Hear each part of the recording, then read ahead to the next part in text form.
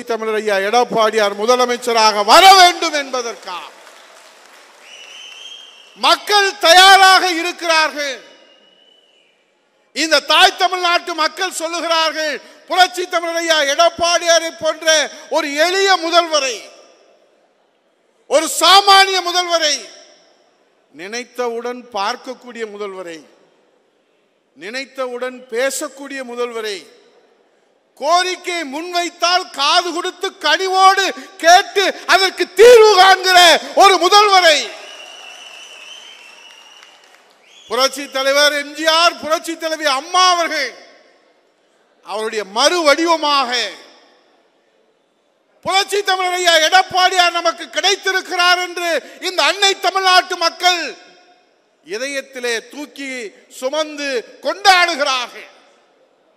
அப்படியானால் நீங்கள் கேட்கலாம், அப்படியானால் 2021 நடைபெற்று முடிந்த சட்டமன்ற தேர்தலில் இந்த தாய் தமிழ்நாட்டு மக்களுடைய விருப்பம் புரட்சி தமிழர் ஐயா எடப்பாடியார் தான் முதலமைச்சராக இந்த அன்னை தமிழகத்தை ஆள வேண்டும் தீர்ப்பளித்தார்கள். அதிலே 75 பேர்கள் சட்டமன்ற உறுப்பினராக பாலசுப்ரமணியம், நானும் உள்பட புரட்சி தமிழர் ஐயா எடப்பாடியாருடைய தலைமையிலே வெற்றி பெற்று போகிற போது ஆட்சி அமைப்பதற்கு 118 சட்டமன்ற உறுப்பினர்கள் வேண்டும். இது ஒன்றும் ரகசியம் இல்லை, எல்லோருக்கும் தெரிந்த ஒன்றுதான். ஆனால் 75 சட்டமன்ற உறுப்பினர்கள் நாம் சட்டசபைக்கு போகிற போது ஆளுகிற இடத்திலே இருந்து எதிர்புறத்திலே அமர வேண்டிய ஒரு சூழ்நிலை ஏற்பட்டது. அப்படியானால் 75க்கும் 118க்கும் உள்ள அந்த வித்தியாசம் எத்தனை சட்டமன்றம்? 43 சட்டமன்றங்களிலே நாம் வெற்றி பெற்றிருந்தால் அம்மாவுடைய ஆட்சியை அம்மாவின் மறுவடிவமாக, புரட்சித்தருடைய மறுவடிவமாக இருக்கிற எடப்பாடியாருடைய தலைமையிலே அமைத்திருக்க முடியும். சரி, இந்த 43 சட்டமன்ற தொகுதிகளிலே எத்தனை வாக்குகள் வித்தியாசத்திலே வெற்றி வாய்ப்பு நழுவி போயிருக்கிறது? சென்னையிலே டி நகர் சத்யா எவ்வளவு வாக்குகள் வித்தியாசத்திலே வெற்றி வாய்ப்பு நழுவ போயிருக்கிறது? மிக குறைந்த வாக்குகளிலே 150 வாக்குகள். கடைக்கோடியில இருக்கிற தென்காசியில இருக்கக்கூடிய மோகன்தாஸ் பாண்டியன் அவர்கள் போட்டியிட்ட தொகுதியில எத்தனை வாக்குகள் வித்தியாசத்தில் வெற்றி வாய்ப்பு நழுவி போயிருக்கிறது? அங்கேயும் 100 வாக்குகள், 50 வாக்குகள். இங்கே கூட வடக்கு தொகுதியை நாங்கள் வென்றெடுப்போம் என்று சூளுரை எடுத்தார். வெங்கடாசலம் என்ன தோக்கக்கூடிய கேண்டிடேட்? அவரு 6000 வாக்குகள் வித்தியாசத்தில் வெற்றி வாய்ப்பு நழுவி போயிருப்பதாக சொன்னார்கள். இப்படி 43 தொகுதிகளிலே நாம் கூட்டி கழித்து பார்க்கிற போது உங்களிடத்திலே நான் பணிவோடு சொல்லுகிறேன், உங்களுக்கு தெரிந்ததை சொல்லுகிறேன், நீங்கள் படித்ததை சொல்லுகிறேன், நீங்கள் வரலாற்றிலே கண்டதை சொல்லுகிறேன். 43 தொகுதிகளிலே என் அன்புக்குரியவர்களே, என் உயிருக்கு நேரானவர்களே, 43 தொகுதிகளிலே நாம் உழைத்திருந்து 1,92,000 வாக்குகளை அனைத்து இந்திய அண்ணா திராவிட முன்னேற்ற கழக கூட்டணிக்கு பெற்றிருந்தால் புரட்சி தமிழர் ஐயா எடப்பாடியார் மீண்டும் முதலமைச்சராக வந்திருப்பார். திமுக என்கிற தீய சக்தி தமிழ்நாட்டிலே அழிந்து போயிருக்கும். ஆனா பல பகுதிகளில் நாம் போராடி களப்பணி ஆற்றினோம். ஆக களப்பணியிலே தேர்தல் வியூகம் வகுப்பதில் இப்போது உங்களிடத்தில் பேசி இருக்கிற நாங்கள் எல்லாம் தப்பித்து கொண்டு வந்திருக்கிறோமா? களப்பணியிலே சரியாக கையாண்டவர்கள் வெற்றி வாகை சூடி அம்மாவனுடைய ஆசையோடு, தலைவருடைய ஆசையோடு புரட்சி தமிழர் ஐயா எடப்பாடியாரிடத்திலே நாம் கொடுத்தோம். ஆனால் இந்த 43 தொகுதிகளிலே 1,92,000 வாக்குகள் நமக்கு பின்னடைவுக்கு என்ன காரணம்? நம்முடைய மன்னாதி மன்னன் மக்கள் திலகம் பொன்மன தலைவன் புரட்சி தலைவர் அவர்கள் அனைத்து இந்திய அண்ணா திராவிட முன்னேற்ற கழகத்தை ஏழை எளிய சாமானிய மக்களுக்காக, உங்களுக்காக, இந்த தமிழ்நாட்டு மக்களுக்காக அந்த இயக்கத்தை தோற்றுவித்தார்கள். புரட்சி தலைவர் துவக்கிய அந்த இயக்கம் திண்டுக்கல் நாடாளுமன்றத்தில் பிறந்து 6 மாத கை குழந்தையாக அரசு மாநில அரசை எதிர்த்து களத்தில் நின்ற போது மத்திய அரசை வீழ்த்தி மாநில அரசை வீழ்த்தி பெரும் தலைவர்களை எல்லாம் வீழ்த்தி அங்கே இரட்டை இலையை மலர செய்த இயக்கம் அனைத்து இந்திய அண்ணா திராவிட முன்னேற்ற கழகம். அன்றைக்கு தொடங்கிய வெற்றி வரலாறு. புரட்சி தலைவர் இதய தெய்வம் அம்மா அவர்களுடைய தமிழர் குலசாமி அம்மாவுடைய ஆட்சி காலத்தில் மூன்றாவது மாபெரும் மக்கள் இயக்கமாக உருவாக்கி காட்டினார்கள். புரட்சி தலைவர் எம்ஜிஆர், புரட்சி தலைவி அம்மா. அவருடைய மறைவுக்கு பிறகு அண்ணா திராவிட முன்னேற்ற கழகத்தை, தொண்டர்கள் இயக்கத்தை, மக்கள் விரும்புகிற இயக்கத்தை, இந்த மகத்தான இயக்கத்தை சேதாரம் அடைய செய்ய வேண்டும் என்பதற்காக அல்லது பின்னடைவு ஏற்படுத்த வேண்டும் என்பதற்காக அல்லது தேர்தல் களத்தில் வெற்றி வாய்ப்பை பெற முடியாத குழப்பத்தை ஏற்படுத்த வேண்டும் என்கிற அந்த எண்ணத்தில் அண்ணா திராவிட முன்னேற்ற கழகத்தை பலவீனப்படுத்த வேண்டும் என்கிற எண்ணத்தில் செயல்படுகிற போதுதான் புரட்சி தலைவர் எம்ஜிஆர், புரட்சி தலைவர் அம்மாவுடைய ஆன்மா இன்றைக்கு இந்த இயக்கத்தை காப்பாற்றி, இன்றைக்கு இந்த இயக்கத்தை மீட்டெடுத்து புரட்சி தலைவி அம்மா அவர்கள் உயிரை கொடுத்து உருவாக்கிய அம்மாவுடைய புனித அரசு ஒரு வாரம் தாங்குமா? ஒரு மாதம் தாங்குமா? எத்தனை நாள் தாங்கும் என்று ஜோசியம் பார்த்து கொண்டிருக்கிற மத்தியிலே 4.5 ஆண்டு காலம் முழு ஆயுள் காலத்தை நம்முடைய புரட்சி தமிழர் ஐயா எடப்பாடியார் அவர்கள் ஆட்சி நிர்வாகத்தை நடத்தி காட்டினார்கள். என் அருமை சகோதரர் வெங்கடாசலம் சாதனை பட்டியலை எடுத்து சொன்னார்கள். என் அருமை சகோதரர் எம்எல்ஏ பாலசுப்ரமணியம் அவர்கள் சாதனை பட்டியலை சொன்னார்கள். நேற்று கூட சட்டமன்றத்தில் குடிமராமத்து திட்டத்தை நீங்கள் புரட்சி தமிழர் ஐயா எடப்பாடியார் கொண்டு வந்த அந்த திட்டத்தை இன்னும் 8000 ஏரிகள் பொதுப்பணித்துறை கட்டுப்பாட்டில் இருக்கிறது, அதை செயல்படுத்த முடியுமா என்று நீர்வளத்துறை அமைச்சரிடத்தில் கேட்கிற போது அவர் என்ன சொன்னார் தெரியுமா? இந்த புரட்சிகரமான திட்டத்தை நீங்கள் செயல்பட முன் வருவீர்களா என்று கேட்கிற போது செயல்படுத்துகிறோம் என்று சொல்வதோடு மட்டுமல்ல, ஆமாம், குடிமராமத்து திட்டம் எடப்பாடியார் கொண்டு வந்த திட்டம் அற்புதமான திட்டம். யார் சொல்லுகிறார்?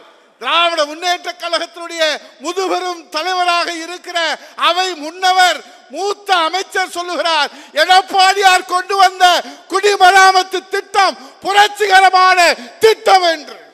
அண்ணா திராவிட முன்னேற்ற கழக மேடையிலே நாங்கள் சொல்லவில்லை.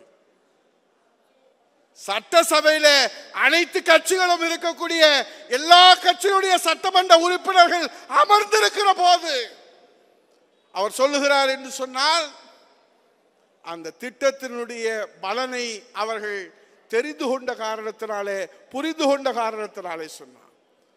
11 மருத்துவக் கல்லூரி, சட்டக்கல்லூரி இங்கே சொன்னார்கள். பன்னீர்செல்வம் சொன்னார், சட்டக்கல்லூரி கேட்டோம் கொடுத்தார், கலைக்கல்லூரி கேட்டோம் கொடுத்தார், தாலுகா கேட்டோம் கொடுத்தார் என்று சொன்னார்கள்.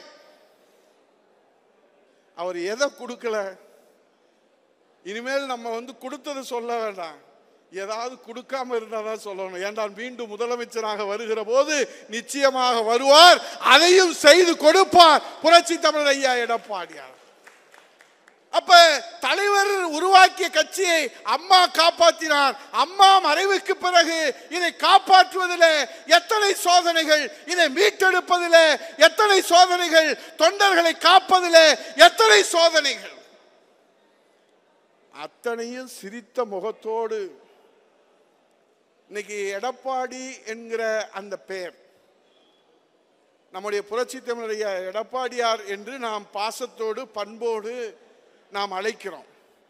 ஆனால் சேலம் மாவட்டத்தில் இருக்கிற எடப்பாடி என்கிற அந்த பெயரை, அம்மா அவர்கள் சூட்டி அந்த பெயரை, அம்மா அவர்கள்தான் அண்ணன் அவர்களுடைய பெயர் மட்டுமல்ல, அதற்கு அடைமொழியாக எடப்பாடி என்று அவர்கள் வைத்த பெயரை, அவர்கள் சூட்டிய பெயரை இன்றைக்கு உதயகுமார் உச்சரிப்பதிலே ஆச்சரியமில்லை, இங்கே வெங்கடாசலம் உச்சரிப்பதிலே ஆச்சரியமில்லை, சிங்காரம் உச்சரிப்பதிலே ஆச்சரியமில்லை, சக்திவேல் உச்சரிப்பதிலே ஆச்சரியமில்லை, சரவணன் முருகன் உச்சரிப்பதிலே ஆச்சரியமில்லை.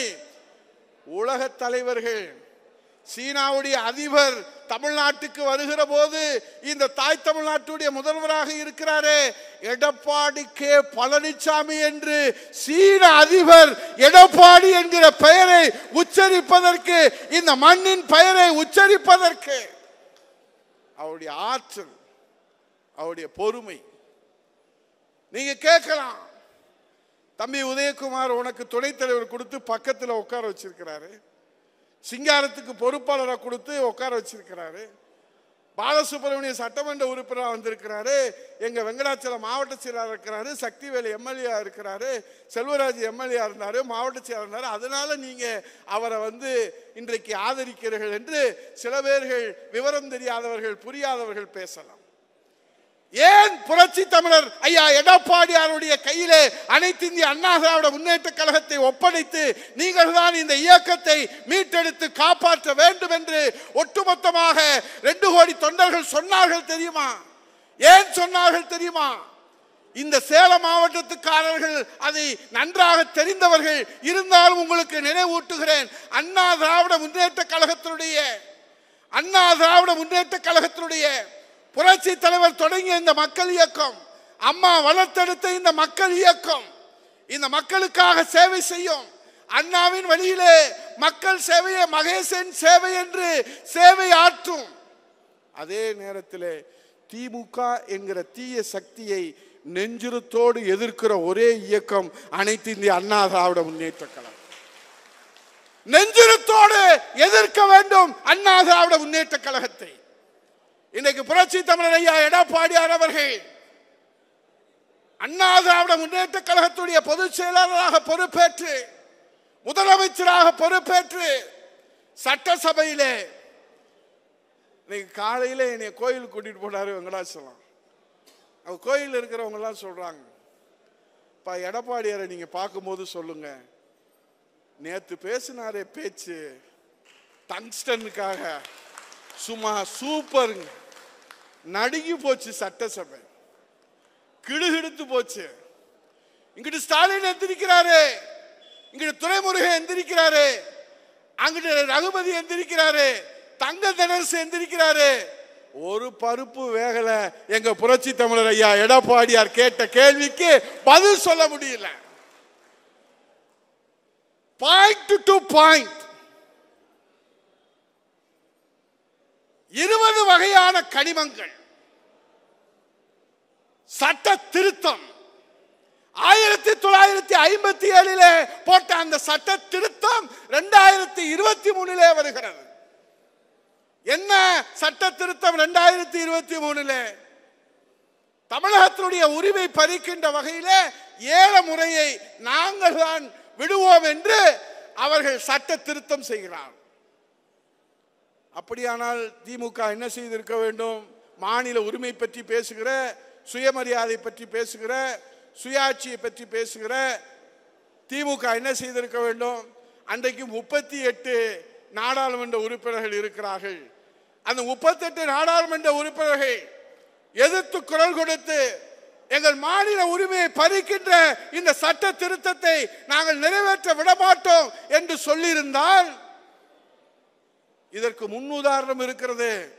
காவேரி உரிமையில அங்கே மறுக்கப்படுகிற போது நாடாளுமன்றத்தில் புரட்சி தமிழர் ஐயா எடப்பாடியுடைய தலைமையில அம்மாவின் பிள்ளைகள், இங்கே இருக்கக்கூடிய அண்ணன் பன்னீர்செல்வம் உள்ளிட்ட அந்த நாடாளுமன்ற உறுப்பினர்கள் 21 நாள் காவேரி நாங்கள் கூட்டணியிலே இருந்தாலும் எங்கள் உயிர் பிரச்சனை காவேரி பிரச்சனை, எங்கள் உரிமை பிரச்சனை, எங்கள் மக்கள் பிரச்சனை. ஆகவே 22 நாட்கள் நாடாளுமன்றத்தை முடக்கிய வரலாறு அனைத்து இந்திய அண்ணா திராவிட முன்னேற்ற கழகம். இந்த கையாளாகாத முதலமைச்சர் முத்துவேல் கருணாநிதி ஸ்டாலின் இன்றைக்கு கேரளாவில் போய் வைக்கத்தில் போய் பெரியாருடைய நூலகத்தை திறக்க போயிருக்கிறாருல்ல, அவர் சொல்றாரு, நாங்க எதிர்ப்பு தெரிவிச்சோம். எதிர்ப்பு எப்படி தெரிவிச்சீங்க? எங்க தெரிவிச்சீங்க? யார்கிட்ட தெரிவிச்சீங்க என்ற ஒரு விவரமும் வெளியிடவில்லை. புரட்சி தமிழர் ஐயா எடப்பாடியார் கேட்டார். பிப்ரவரியிலே அந்த தீர்மானம், ஒப்புதல், டெண்டர், ஒப்பந்தம் நவம்பரிலே நீங்கள் கடிதம் எழுதுகிறீர்கள். 10 மாதம் ஒரு குழந்தை பிறப்பதற்கு 10 மாதம், ஒரு கடிதம் எழுதுவதற்கு ஒரு முதலமைச்சருக்கு 10 மாதம் வேண்டும் என்பது இப்போதுதான் தமிழ்நாடு கண்டிருக்கிறது. ஆக 10 மாத காலம் இந்த திமுக அரசு என்ன செய்தது? மக்களிடத்தில் எதிர்ப்பு வருகிறதா வரவில்லையா, மக்கள் விழிப்போடு இருக்கிறார்களா இல்லையா என்பதையெல்லாம் பார்த்ததற்கு பிறகு ஒரு முடிவுக்கு வரலாம் என்று மக்கள் களத்திலே இறங்கி மதுரை மாவட்டத்திலே மேலூரிலே மிகப்பெரிய போராட்டத்தை நடத்தியதற்கு பிறகு தூங்கி கொண்டிருந்த முதலமைச்சர் உடனடியாக பிரதமருக்கு கடிதம் எழுதுகிறார். இவர் எழுதின உடனே அவர் பிரதமர் படித்து விட்டு உடனே தீர்ப்பு சொல்லுகிற நிலைமை இருப்பதை போன்று அவர் செய்கின்றார். ஆனால் என்ன நடந்தது? சட்டசபையிலே கேட்டார் புரட்சி தமிழர் ஐயா எடப்பாடியார், ஐயா எங்கள் உரிமை, நம் உரிமை, மக்களின் உரிமை பாதுகாக்கப்படுகிற போது, அது பறிக்கப்படுகிற போது அது நீங்கள் எப்படி நடவடிக்கைகளை செய்ய வேண்டும்? பாதுகாக்கப்படுகிற போது எப்படி நடவடிக்கை மேற்கொள்ள வேண்டும்? பறிக்கப்படுகிற போது எப்படி நடவடிக்கை மேற்கொள்ள வேண்டும்? உங்களுக்கு தெரியாதா என்று கேட்கிற போது அவர்களும் பதில் சொல்லி பார்த்தார்கள். ஆனால் குடும்ப பிடி என்று சொல்வார்களே, அதிலே இருந்து புரட்சி தமிழர் ஐயா எடப்பாடியார் பிடித்த உடும்பு பிடியிலிருந்து திமுக திணறியது என்பதை சட்டமன்றத்திலே நீங்கள் பார்த்தீர்கள். வேற யாராவது அதை பேச முடியுதா சட்டமன்றத்தில்? இன்றைக்கு திமுகவை நெஞ்சுரத்தோடு எதிர்க்கிற ஒரு தலைவர் சொன்னாரே புரட்சி தமிழர் ஐயா எடப்பாடியார், ஆ ஊ என்கிற சத்தத்துக்கு இந்த பழனிசாமி இடத்துல எடுபடாது, நான் எதற்கும் பயப்பட மாட்டேன் என்று சொன்னார். சட்டமன்ற பதிவு சும்மா பொதுக்கூட்டத்தில் அண்ணா திராவிட முன்னேற்ற கழக கூட்டத்தில் பேசிட்டு போகிற வாய்ச்சொல் வீரர் அல்ல.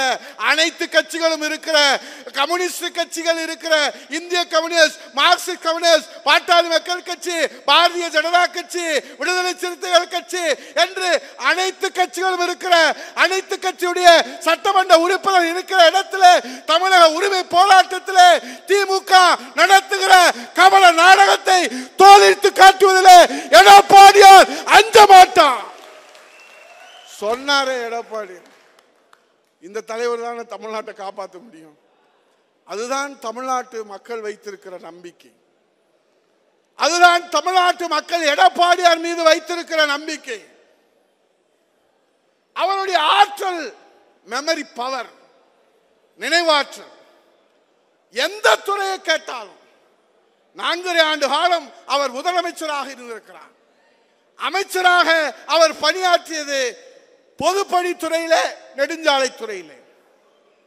ஆனால் இன்றைக்கு 53 துறைகளிலே நீங்கள் எந்த துறையை வைத்து என்ன கேள்வி கேட்டாலும், ஊடக நண்பர்கள், பத்திரிகை நண்பர்கள் இங்கே இருக்கிறார்கள், குறிப்பே இல்லாமல் தெல்ல தெளிவாக நெத்தி அடியாக பதில் சொல்லக்கூடிய தகுதி படைத்திருக்கிற தமிழ்நாட்டின் ஒரே தலைவர், ஒப்பற்ற தலைவர், தன்னிகரில்லா தலைவர், அம்மாவின் மறுவடிவம், புரட்சி தலைவருடைய மறுவடிவம், ஒரே தலைவர் புரட்சி தமிழர் ஐயா எடப்பாடியார் அவர்கள். இது எல்லாம் தெரிஞ்ச விஷயம் தானே உதயகுமார்? நீ என்ன மதுரையிலிருந்து வந்து எங்களுக்கு சேலத்தில் சொல்லணுமா அப்படின்ற கூட உங்களுக்கு எங்க ஐயா சிரிக்கிறார் முதல் வரிசையில இருந்து. ஊடக நண்பர்கள் கூட கேட்கலாம், இதெல்லாம் தெரிஞ்ச விஷயம் தானே. அப்புறம் ஏன் எல்லாரையும் கூப்பிட்டு உட்கார வச்சு காலையில் நாங்கள் நேற்று அசம்பிளியை முடிச்சுட்டு ஓடோடி வந்து ஏற்காட்டில் நானும் செம்மலையனும் வந்தோம். காலையில் 4 மணிக்கு வந்து என்னை அழைச்சிட்டு வந்தாங்க. இந்த செய்தியை உதயகுமார் இதை சொல்றதுக்கு தான் நாங்கள் வந்தாங்க. இது ஒன்றும் புதிய செய்தி இல்லையே, எல்லாம் நீங்கள் கேட்கலாம். அதுக்கு தான் எங்கள் அண்ணன் அமைப்பு செயலாளர் சிங்காரம் ஒவ்வொரு பகுதியாக வர்றாரு. மக்கள் விருப்பத்தை வாக்குகளாக மாற்றுவதில் என்ன சுணக்கம், என்ன இடைவேளி, அதில் என்ன பின்னடைவு? மக்கள் விரும்புகிற முதலமைச்சராக புரட்சி தமிழர் ஐயா எடப்பாடியார் அவர்கள் இன்றைக்கு மக்கள் பணி ஆற்றி வருகிறார்கள். ஆகவே இன்றைக்கு சட்டமன்றத்தில் அவருடைய அந்த மக்கள் பணி ஆற்றுகிற நெஞ்சுரத்தோடு, மன உறுதியோடு, தைரியத்தோடு திமுகவுடைய இரட்டை வேடத்தை, முகத்திரையை வெட்ட வெளிச்சமாக கிழித்து காட்டுகிற, கிளி கிளி என்று கிழித்து காட்டுகிற ஒரே தலைவர் புரட்சி தமிழர் ஐயா எடப்பாடியார். அவர் தானே வரணும். எங்க வைகை நதியை காப்பாத்தினாரு. இங்கே கங்கை, காவேரி, கோதாவரி இணைப்பு திட்டம், நதிநீர் இணைப்பு. விவசாயிகள் என்று சொன்னார் அப்படியே மெழுகு போல் உருகி விடுவாங்க. நாங்க கூட கேட்போம், ஆனால் விவசாயிகள் என்று சொன்னால் மெழுகு போல் உருகி விடுகிறீர்கள். நானும் ஒரு விவசாயி என்று பெருமையாக சொல்லக்கூடிய நம்முடைய முதலமைச்சர் புரட்சி தமிழர் ஐயா எடப்பாடியார் அவர்கள் சட்டசபையிலே கேட்டார், முல்லை பெரியாறிலே ஒரு மராமத்து பணி செய்ய முடியாமல் ஒரு கேவலமான அரசு. என் அன்புக்குரியவர்களே, நீங்கள் தெரிந்து கொள்ள வேண்டும் திமுக எப்படி கபட நாடகம் ஆடுகிறது என்று. மராமத்து பணி என்பது ஒரு சாதாரண பணி. அந்த பாலத்தில் எங்கேயாவது அந்த மராமத்து தேவைப்படுகிறதா என்று 2 லாரிகள் இன்ஜினியர்கள் போவார். அந்த மராமத்து பார்க்கணும். அதுக்கு கேரள வனத்துறை அனுமதி கொடுக்கணும். நம்ம தமிழகத்தினுடைய பொதுப்பணித்துறையினுடைய பொறியாளர்கள் அங்கே போவாங்க. என் அன்புக்குரியவர்களே, 5 நாளா போக முடியல. லாரி எங்க நிக்குது? லாரி எங்க நிக்குது? எல்லையில நிக்குது. கேரளா எல்லையில நிக்குது. போடி மெட்டு தாண்டி அங்க எல்லையில, கேரள எல்லையில அந்த முல்லை பெரியாறு போவதற்காக அந்த 2 லாரிகள் அந்த பொதுப்பணித்துறை அதிகாரிகளோடு 3 நாட்களாக அந்த அணையை பார்த்து பராமரிக்கணும். நம்ம பொதுச் செயலாளர் 1 நாள் பார்த்தார், 2 நாள் பார்த்தார், 3வது நாள் ஒரு அறிக்கை கொடுக்கிறார். It's a periodical maintenance of Periyar dam. அதுல ஏன் நீங்க தாமதப்படுத்துறீங்கன்னு அந்த முதலமைச்சர்கிட்ட அப்பாயின்மெண்ட் பிக்ஸ் பண்றாங்கல்ல, இன்னைக்கு போய் நூலகம் திறக்கிறாங்கல்ல, அவர்கிட்ட மாண்புமிகு கேரள முதலமைச்சர் பினராயி விஜயன் அவர்களே, நான் நூலகம் திறக்க வருகிறேன், நீங்களும் அதிலே பங்கேற்க இருக்கிறீர்கள். எங்கள் தென் மாவட்ட மக்களுடைய உரிமை பிரச்சனையாக இருக்கிற அந்த முல்லை பெரியாறிலே அந்த பீரியாடிக்கல் மெயின்டெனன்ஸை செய்வதற்கு கூட அனுமதி இல்லாமல் எங்கள் பொறியாளர்கள் அங்கே 5 நாட்களாக காத்து கொண்டிருக்கிறார்களே, இது நியாயமா என்று கண்டிக்க வேண்டாம், கண்டிச்சு வெளியே வேண்டாம், உறவு பாதிச்சிடும் அப்படின்னு நம்முடைய நீர்வளத்துறை அமைச்சர் சொல்கிறார். ஒத்துக்கொள்கிறோம், கண்டிக்க வேண்டாம். ஒரு கோரிக்கை வைப்பதற்கு கூட தமிழ்நாட்டு மக்கள் நாதி இல்லாதவர்களாக போய்விட்டார்களே.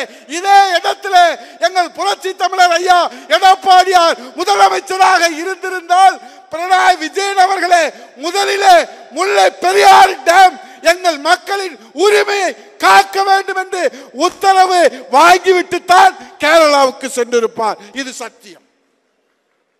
உத்தரவு வாங்கிட்டு தான் கேரளாவுக்கு போவார், நூலகம் திறப்பாரு.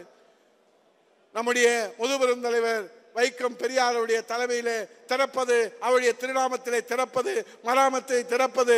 நாங்கள் அதிலே குறை காணவில்லை, குற்றம் காணவில்லை.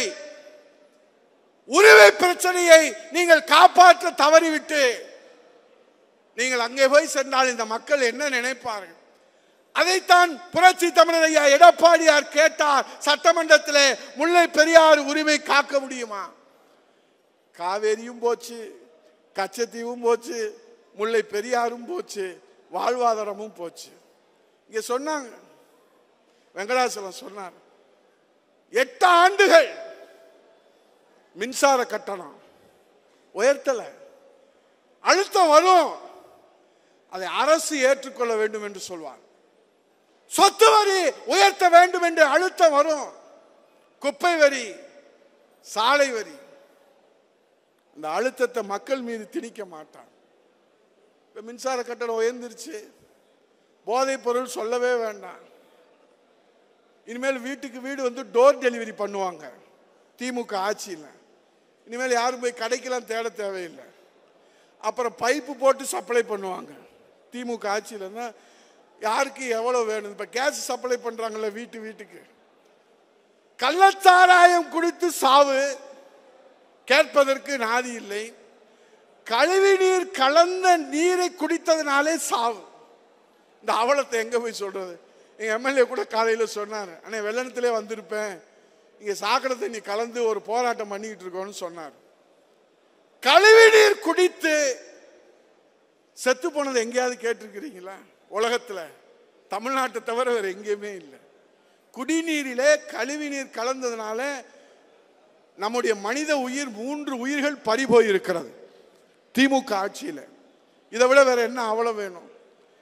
இப்ப நான் சொன்னது, இங்க இருக்கக்கூடிய மாவட்ட செயலாளர் சொன்னது, எங்க அண்ணன் சிங்கார அண்ணன் சொன்னது, இந்த பிரச்சனை எல்லாம் எங்களுக்கு தெரியும். மின்சார கட்டணம் உயர்ந்து போச்சு, சொத்து வரி உயர்ந்து போச்சு, போதைப் பொருள் நடமாட்டம், சட்ட ஒழுங்கு சீரழிவு, அண்ணன் கொண்டு வந்த திட்டம், இந்த சரபங்கா திட்டம் நிறைவேற்ற மாட்டோம், நதிநீர் இணைப்பு திட்டம் குண்டாறு காவேரி நிறைவேற்ற மாட்டோம், அத்திக்கடவு அவிநாசி நிறைவேற்ற மாட்டோம். இங்க இருக்கிற கால்நடை பூங்காவை திறக்கிறதுக்கு நேற்று நம்ம சட்டமன்ற உறுப்பினர் சட்டசபையில் பேசுறாரு, பதில் இல்லை. கால்நடைத்துறை அமைச்சர் சொல்றாரு, நாங்க ஆய்வு செய்யறோம், திறக்கிறோம். மக்கள் பயன்பாட்டுக்கு எடப்பாடியார் கொண்டு வந்தாருங்கிற ஒரே காரணத்திற்காக அதை பூட்டி போட்டிருக்கிறார். சரி, நான் இப்ப நிறைவுக்கு வர்றேன். இப்ப மறுபடியும் நான் சொல்றேன், மின்சார கட்டண உயர்வு, விலைவாசி உயர்வு, சட்டம் ஒழுங்கு சீரழிவு, இவ்வளவு பிரச்சனைகளை இங்க இருக்கிற எல்லாரும் பேசியிருக்கிறோம். நானும் பேசியிருக்கிறேன், நீங்கள் பேசியிருக்கிறீங்க, எல்லாத்துக்கும் தெரியும். இதை போய் மக்கள் இடத்துல சொல்ல போறோம். இந்த பிரச்சனைக்கெல்லாம் தீர்வு வேண்டும் என்று சொன்னால் நமக்கு இருக்கிற ஒரே வாய்ப்பு 2026 நடைபெறுகிற சட்டமன்ற தேர்தலில் மீண்டும் புரட்சி தமிழர் ஐயா எடப்பாடியார் கோட்டைக்கு செல்ல வேண்டும், ஸ்டாலின் வீட்டுக்கு செல்ல வேண்டும். அப்ப நீங்க நினைக்கிற எண்ணம் செயலாற்றுவதற்காகத்தான் இந்த செயல்வீரர் கூட்டம். அப்ப அதுக்கு என்ன செய்யணும்? ஃபர்ஸ்ட் நம்ம எல்லாம் ஒற்றுமையா இருக்கணும்.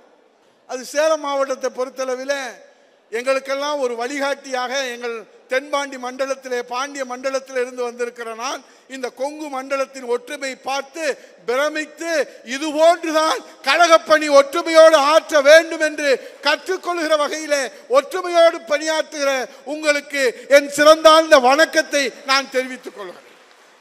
அதே போன்று அண்ணன் சிங்காரம் அவர்கள் சொன்னார்களே, எங்கள் பகுதி செயலாளர் முருகன், அவரை நான் வந்ததிலிருந்து பார்க்கிறேன், நெஞ்ச தூக்குனவர் இறக்கவே இல்லை.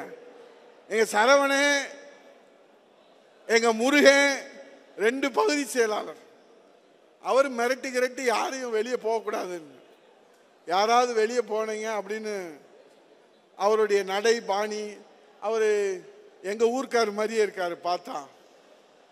ஏன்னா சேலத்தில் இப்படி நடக்கிறத நான் பார்க்கறதே இல்லை, இப்படிதான் நடக்கிறாங்க சரவணன் மாதிரி. அப்ப 2 பகுதி செயலாளர் அண்ணன் சிங்காரம் தலைமையிலே மாவட்ட செயலாளர் எதற்காக இதெல்லாம் சொன்னதெல்லாம் உங்களுக்கு தெரிஞ்ச விஷயம், நீங்க அறிந்த விஷயங்கள். இப்போ புரட்சி தமிழர் ஐயா எடப்பாடியார் தேர்தல் வியூகத்தை வகுத்து கொடுக்கிறார். 4 மாதத்துக்கு ஒரு முறை நம்முடைய கிளைக்கழகம், வார்டு கழகம், வட்டக்கழகம், நம்முடைய அடிமட்ட தொண்டர்களை நம்முடைய தலைமை கழக நிர்வாகிகள் நேரிலே சந்திக்க வேண்டும். அதன்படிதான் இப்ப தமிழ்நாட்டில் இந்த செயல்வீரர் கூட்டம் 1. சரி, இந்த கூட்டம் எதற்காக? சாதனை விளக்க பிரச்சாரங்களை இங்கே இருப்பவர்கள் சொன்னார்கள். 11 மருத்துவக் கல்லூரி எங்க ஊடக நண்பர்கள் போடுவாங்களா? அதுக்கு நிறைய கட்டுப்பாடு இருக்கு.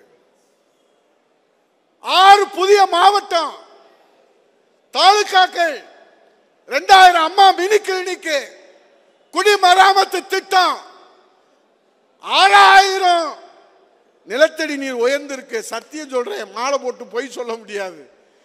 உலகத்திலே நீர் மேலாண்மையிலே புரட்சி செய்த திட்டம் குடிமராமத்து திட்டம். போடுவாங்களா? அவங்களுக்கு கட்டுப்பாடு இருக்கு. சாதனையை சொல்லுவதிலே, எதிர்க்கட்சியினுடைய சாதனைகளை சொல்வதிலே பல்வேறு கட்டுப்பாடுகள் ஊடகங்களுக்கு இருக்கலாம். ஆனால் அனைத்து இந்திய அண்ணா திராவிட முன்னேற்ற கழக ஒவ்வொரு தொண்டனும் ராணுவ வீரராக எனக்கு தெரிந்த செய்தியை, நான் அறிந்த செய்தியை, 11 மருத்துவக் கல்லூரியை ஒரே ஆண்டிலே பெற்றுக் கொடுத்த ஒரே முதலமைச்சர் புரட்சி தமிழர் எடப்பாடியார். சொல்லலாம்ல, எனக்கு என்ன கட்டுப்பாடு? எனக்கு யாரும் வாய்ப்பு விட்டு போட முடியாது, உங்களுக்கு வாய்ப்பு விட்டு போட முடியாது. இங்க வெங்கடாச்சலம் உங்களுக்கு வாய்ப்பு சட்டம் போட முடியாது, சிங்காரம் போட முடியாது, உதயகுமார் போட முடியாது. நீங்கள் சொல்லலாம். என் தம்பி சக்திவேல் இங்கே இருப்பதை நான் அவரை பெருமையோடு சொல்லவில்லை, நினைவு கூர்ந்து சொல்லுகிறேன். மாணவணி செயலாளராக இருக்கிற போது அம்மா துண்டு பிரசவம் அடித்து எல்லோரிடத்திலும் சாதனையை சொல்லுங்கள் என்று சொல்லுவார்களே, அது மக்களுக்கு தெரியாத சாதனைகள் அல்ல, அது நினைவூட்டுகிற கடிதங்கள். நீங்கள் கொடுக்கிற அந்த சாதனை விளக்க துண்டு பிரசுரங்கள் மக்களிடத்திலே நினைவூட்டுகிற அந்த கடிதம் என்பதை நீங்கள் மறந்துவிடக் கூடாது. நினைவூட்டுக்கிட்டே இருக்கணும். அடுத்த மாசம் கல்யாணம், ஜனவரி மாசம் கல்யாணம். இப்ப போய் பத்திரிக்கை கொடுக்குறீங்க, நவம்பர் மாசம் டிசம்பர் மாசம் பத்திரிக்கை கொடுத்துறோம். அவரை மார்க்கெட்டில் பார்த்தா சொல்லுவான், எங்கேயாவது கல்யாண வீட்டில் பார்த்தா சொல்லுவான், ஐயா மறந்துடாத ஜனவரி 5ஆம் தேதி எங்கள் வீட்டில் கல்யாணம் இருக்கு, பத்திரிக்கை வீட்டில் அண்ணே வந்துடுறேன்னு. வீட்டில் 5ஆம் தேதி அவசர அவசரமாக கிளம்புவோம்.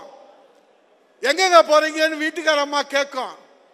அந்த மனுஷன் 10 தடவை என்னைய பார்த்து என் கல்யாணத்துக்கு வந்துருன்னு சொன்னா, நான் போகலைன்னா என்னை மனுஷனா கூட மதிக்க மாட்டான். ஆகவே 5ஆம் தேதி கல்யாணத்திற்கு அங்கே மாப்பிள்ளை வர்றாரோ இல்லையோ, அதுக்கு முன்னாடி முதல் ஆளாக நாம் அங்கே போய் இருப்போம். அதே போலதான் இரட்டை இலைக்கு அம்மா ஓட்டு போடுங்க, ஐயா ஓட்டு போடுங்க.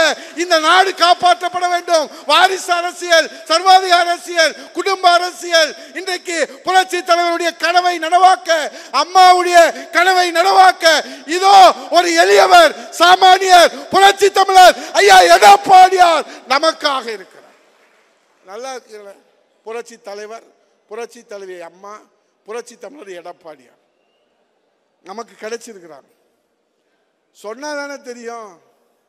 அந்த மனுஷன் 10 தடவை சொல்லிட்டார். அதுக்காகத்தான் தேர்தல் வியூகம்.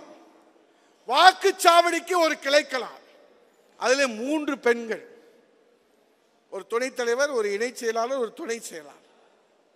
செயலாளர் 45 வயசு, எல்லாமே 45 வயசு. மூத்தவங்க எல்லாம் வழிகாட்டுங்க. எப்படி ஒரு ராணுவத்தில் நாம் போருக்கு செல்கிற போது தரைப்படை, விமானப்படை, கப்பல் படை, யானைப்படை, குதிரைப்படை என்று இருக்கிறதோ, அதே போன்று மூத்தவர்கள் முன்னின்று வழி நடத்த இந்த வாக்குச்சாவடி கிளைக்கழகம் 2.5 லட்சம் வாக்கு இருக்குன்னா 9 பேர், ஒரு 2500 பேர் நமக்கு கிடைப்பாங்க. ராணுவ வீரர்கள். அதை தேர்வு செய்வதற்காகத்தான் சிங்காரம் இங்கே முகாமிட்டு இருக்கிறார். புயல் முகாமிட்டு இருப்பதை நீங்கள் பார்த்திருப்பீர்கள். சிங்காரம் இங்கே சேலத்திலே எங்கள் எடப்பாடி ஆணையோடு முகாமிட்டு இருக்கிறார். இங்கே அவர் சக்திவேல் சொன்ன சீர்திருத்த வார்த்தையை கூட அவர் ஏற்றுக்கொள்ளவில்லை. ஏன் தெரியுமா? இருப்பதை ஒருங்கிணைக்கிற அந்த பணி. எல்லோரும் ஆர்வமாக இருக்கிறார்கள், அவர்களை நாம் ஒருங்கிணைக்க வேண்டும் என்பதிலே அந்த பணியை அவர் செய்து கொண்டிருக்கிறார். ஆக இந்த 9 பேர்கள் ராணுவ சிப்பாய்களாக நீங்கள் தயார் செய்ய வேண்டும். அவங்க என்ன செய்யணும்? வாக்காளர் ஜாபிதா எடுத்துட்டு போகணும்.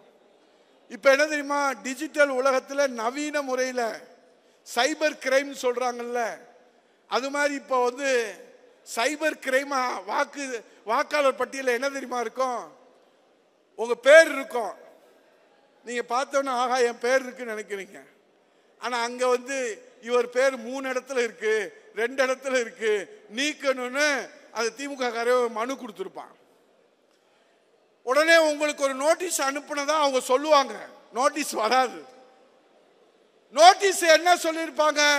உங்க பேரு 2 இடத்துல இருக்கு, 2 வாக்குச்சாவடியில் இருக்கு, 3 வாக்குச்சாவடியில் இருக்கு, அல்லது ஒரே வாக்குச்சாவடியில் 4 இடத்துல இருக்கு. ஆகவே இதை ஏன் நாங்கள் நீக்கக்கூடாது? உரிய விளக்கத்தை நீங்கள் உடனடியாக தெரிவிக்க வேண்டும் என்று நோட்டீஸ் அனுப்பணும். உங்களுக்கு நோட்டீஸ் வராது. நீங்க வரும்னு உட்கார்ந்து இருந்தீங்கன்னா நமக்கு தேர்தல் வந்துடும். அப்ப எந்த வாக்குகள் இப்ப முருகன் வாக்கு அதிமுக அவர் பகுதி செயலாளரா அவர் வாக்கு 5 இடத்துல இருக்குன்னு எழுதிக்கிறார். சக்திவேல் வாக்கு அண்ணா திராவிட முன்னேற்ற கழகமா, சரவணன் அண்ணா திராவிட, இப்படி ஒரு நவீன சைபர் கிரைமாக ஒரு வேலை நடந்து கொண்டிருக்கிறது. நேற்று சட்டசபையில நம்முடைய மாண்புமிகு கழகத்தின் நிரந்தர பொதுச்செயலாளர் எடப்பாடி அவருடைய வழிகாட்டுவதோடு அண்ணன் தங்கமணி அவர்கள், மூத்த அமைச்சர் அவர்கள் அதை ஆதாரத்தோடு எடுத்து சொல்லி அரசு நடவடிக்கை எடுக்க வேண்டும் என்று சொல்லி இருக்கிறார். அப்பட முதல்ல என் ஓட்டை நான் உறுதி செய்யணும், என் குடும்பத்து ஓட்டை நான் உறுதி செய்யணும். நான் அதிமுக ஓட்டு தான், ரெட்டலைக்கு தான் என் ஓட்டு. ஆனா பட்டியலில் என் பேர் இல்லைன்னா என்ன செய்யறது? அப்ப முதல்ல வாக்காளர் ஜாபிதாவில் என் பெயரை உறுதி செய்ய வேண்டும், அதற்கு பிறகு என் குடும்பத்தாரை உறுதி செய்ய வேண்டும், அதற்கு பிறகு ஆதரவாளர்களை உறுதி செய்ய வேண்டும், கட்சிக்காரர்களை உறுதி செய்ய வேண்டும், நடுநிலையாளர்களை உறுதி செய்ய வேண்டும். ஒட்டுமொத்தமாக நம்முடைய வாக்குகளை மட்டுமல்ல, அனைத்து நியாயமான வாக்குகளை உறுதி செய்ய வேண்டும். இதெல்லாம் நம்ம பார்த்தது, இதெல்லாம் பார்க்காம அப்பெல்லாம் இந்த சைபர் கிரைம் கிடையாதுங்க, இப்பதான் சைபர் கிரைம்லாம் இருக்கு. அப்ப நம்ம எச்சரிக்கையாக இருக்க வேண்டும். ஆகவே அதே போன்று புதியவர்களுக்கு, இளைஞர்களுக்கு இங்கே களப்பணி ஆற்றுவதற்கு, மக்கள் பணி ஆற்றுவதற்கு நம்முடைய புரட்சி தமிழர் ஐயா எடப்பாடியார் அவர்கள் தாயுள்ளத்தோடு பதவி வழங்குகிறார்கள். அது மிகப்பெரிய பாக்கியம். இப்ப எங்க பேரவையில் தம்பி பிரகாஷ் மாவட்ட செயலாளர் இருக்கிறாங்கன்னா, மாநிலத்தில் இருக்கக்கூடியவர்கள் இப்ப 100 பேர் மாநிலத்தில் இருக்கோம். அன்றைக்கெல்லாம் வெறும் செயலாளர் மட்டும்தான் இருந்து போராடணும். இன்னைக்கு 100 பேர் எம்ஜிஆர் மன்றத்தில் இங்க இருக்கிறவங்க 100 பேர், 200 பேர். இது எவ்வளவு பெரிய வாய்ப்பு! இந்த வாய்ப்பை நீங்கள் பயன்படுத்திக் கொள்ள வேண்டும். ஆகவே உங்களிடத்திலே நான் கேட்பதெல்லாம், நாம் என்ன நினைக்கிறோமோ அதை செயல் வடிவமாக்குவதற்கு இந்த தேர்தல் பணி என்பது முக்கியம். அதற்காகத்தான் இந்த செயல்வீரர் கூட்டம் என்பதை சொல்லி, நீங்கள் சரியாக இதை செய்தீர்கள் என்றால், எடப்பாடியார் சொல்வதை மட்டும் செய்தீர்களானால், எடப்பாடியார் காட்டுகிற வழியிலே நம் பயணத்தை தொடர்ந்தோம் என்று சொன்னால், நிச்சயமாக உறுதியாக இந்த தாய் தமிழ்நாட்டை வாரிசு அரசியலிருந்து, கோயபல்ஸ் அரசியலிருந்து, இன்றைக்கு இருக்கக்கூடிய சர்வாதிகார அரசியலிருந்து, எளியமன் முசோலினியுடைய மொத்த உருவமாக இருக்கிற ஸ்டாலினுடைய அரசியலிருந்து இந்த அன்னை தமிழகத்தை புரட்சி தமிழர் ஐயா எடப்பாடி அவருடைய தலைமையிலே அம்மாவின் ஆசியோடு, புரட்சி தலைவர் ஆசியோடு, 8 கோடி தமிழர்களின் ஆதரவோடு, அண்ணா திராவிட முன்னேற்ற கழக தொண்டர்களின் உழைப்போடு தமிழ்நாட்டை மீட்போம், புரட்சி தமிழர் ஐயா எடப்பாடியார் முதலமைச்சர் அணியிலே அமர்த்துவோம் என்று சொல்லி நன்றி கூறி வழங்கி விடைபெறுகிறேன். நன்றி. செய்திகளை உடனுக்குடன் தெரிந்து கொள்ள நமது அம்மா இணையதள தொலைக்காட்சியை சப்ஸ்கிரைப் செய்து அருகில் உள்ள பெல் ஐகான்